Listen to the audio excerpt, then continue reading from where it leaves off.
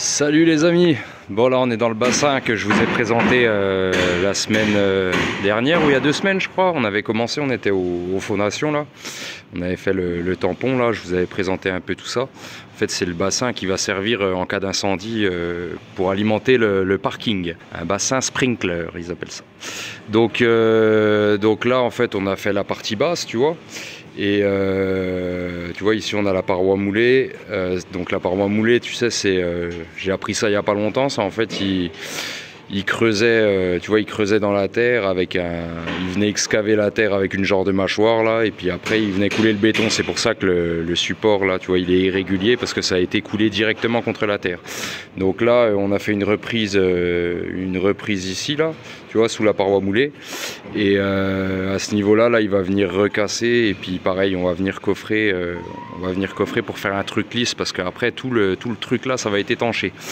Donc on a fait ce mur là hier, là on va couler celui-là tout à l'heure, et puis on est en train d'en faire un autre juste derrière là, tu vois, t'entends les gars qui tapent là.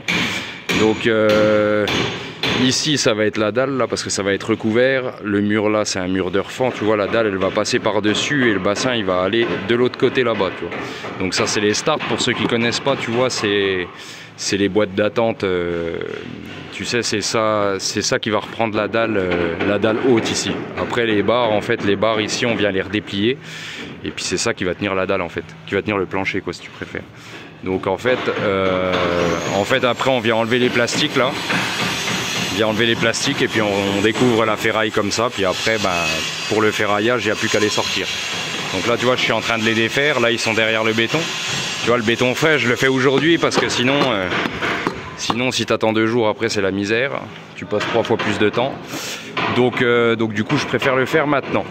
Donc là il me reste ça à décoffrer, tu vois il restera ça à couler. Après une fois qu'on aura décoffré tout ça, tu vois, on aura l'autre côté à faire. Je vais te montrer un petit peu comment ça se passe de l'autre côté.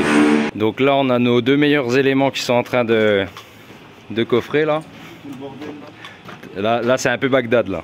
Là c'est parce qu'ils ont cassé un peu la chape, et puis du coup il va venir évacuer tout ça, et ça sera tout propre nickel. Donc là on a fait le mur du milieu, puis après le bassin en fait il va traverser, puis il va venir jusque là, et après ça va traverser, tu vois là on va couler sous dalle, pareil ça va traverser, et ça va venir se marier avec l'extrémité là-bas. Donc tu vois pour coffrer la dalle là ça va être bien sympa, parce que tu vois on a 1,10 m de hauteur. Donc là je vais te dire on va bien s'amuser. Bon, je vais continuer à enlever mes starts là et nettoyer tout ça, histoire que ça soit propre. Et de toute façon je reviendrai vers vous prochainement pour vous montrer un petit peu le plancher, parce que comme je vous disais, de l'autre côté on a une dalle, parce que là on est sur la partie haute tu vois, mais on a un plancher qui va traverser, et puis qui va venir ici se remarier avec les starts de ce côté là. Donc ça va être plancher tradi, donc ça va être de la tour d'étaiement, une rafale de poutrelle, contreplaqué, ferraillage, tout ça. Donc ça va être un petit boulot bien intéressant. Donc je vais continuer à faire ça. En attendant, pour ceux qui ne connaissent pas la chaîne, je vous invite à aller faire un petit tour. Il n'y a pas que des vidéos de chantier, je vous montre un peu tout ce que je fais à la maison et tout ça. Si ça vous intéresse, je vous invite à aller faire un petit tour. En attendant, prenez soin de vous, et à bientôt les amis, ciao.